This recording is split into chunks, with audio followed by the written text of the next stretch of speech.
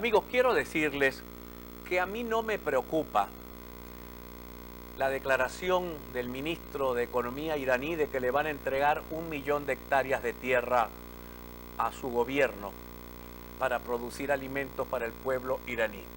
No me preocupa porque ustedes recuerdan que a los rusos le entregaron tierras en el sur del lago para producir plátano y nunca vinieron los rusos. Que a los iraníes les entregaron las construcciones de los edificios de la Misión Vivienda allí en la zona de la entrada de Lagunillas, en lo que llaman el complejo residencial Fabricio Ojeda, y ahí están los edificios, la mitad de los edificios abandonados y vacíos. A mí no me preocupa la invasión iraní. A mí me preocupa lo que viven los productores agropecuarios venezolanos. Eso sí me preocupa. Me preocupa la inseguridad en el campo. Me preocupa la inseguridad en la propiedad de las tierras. Me preocupa que esta gente, con ley de tierra y con todo lo que han hecho, no han hecho una reforma agraria en el país, que no significa solo dotar de tierras a los campesinos, sino dotarlas de crédito e insumos para poder producir. Eso se quedó en nada. Dinero perdido por todos lados. Dinero perdido por todos lados. Entonces, a mí no me preocupan las declaraciones, a mí me preocupan las acciones. A mí me preocupa que a un productor de plátanos que viene con su camioncito por la Panamericana pierda el 30% de su ganancia entregándoselo a la matraca que rodea todas las carreteras del país. Eso me preocupa.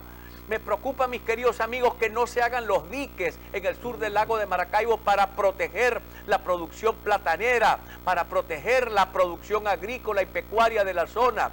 Me preocupa que el sistema de riego de Tres Ríos que se hizo acá en el estado Zulia no sirva para nada. Nadie sabe qué se riega con eso.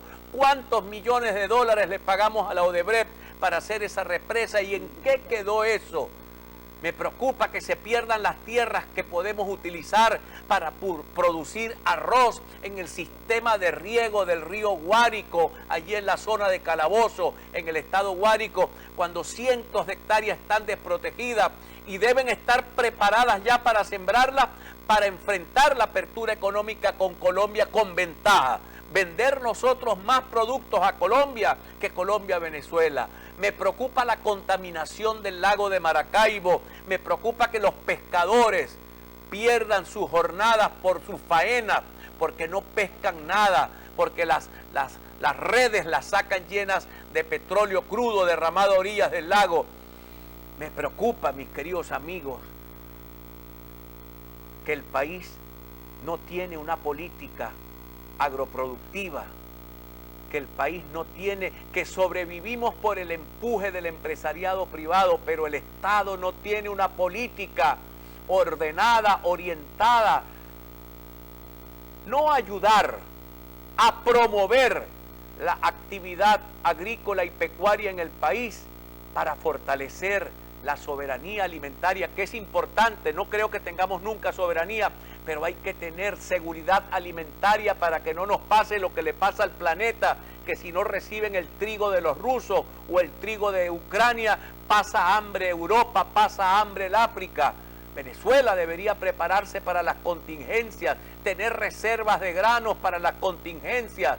Hemos vivido tantas contingencias en el país, este país no está preparado para afrontar ninguna contingencia, ni en salud, ni mucho menos alimentaria. Entonces, ¿qué me va a preocupar la declaración de por allá de un ministro iraní, cuando las declaraciones del propio Hugo Chávez era que le iban a entregar las tierras del sur del lago a los rusos y los rusos nunca vinieron? Porque ¿saben qué? A Venezuela vienen los chinos, vienen los rusos, también han venido los gringos, vienen los iraníes. En el fondo terminan saqueando al país, endeudando el país, expoliando el país en este nuevo imperialismo más internacionalizado, porque ya no podemos hablar solamente del imperialismo norteamericano en Venezuela, sino que hablamos del imperialismo ruso, del imperialismo chino, del imperialismo cubano, de esa pequeña islita que está en el Caribe con 15 millones de habitantes, que nos invadió y todavía no hemos podido resolver el problema con Cuba. Todavía ellos dependen y nosotros tenemos que enviar 100.000 barriles diarios de petróleo para encender los fogones y para encender las luces en Cuba, cuando miles, cientos de miles de viviendas en Venezuela padecen apagones reiterados. Eso sí me preocupa, no las declaraciones.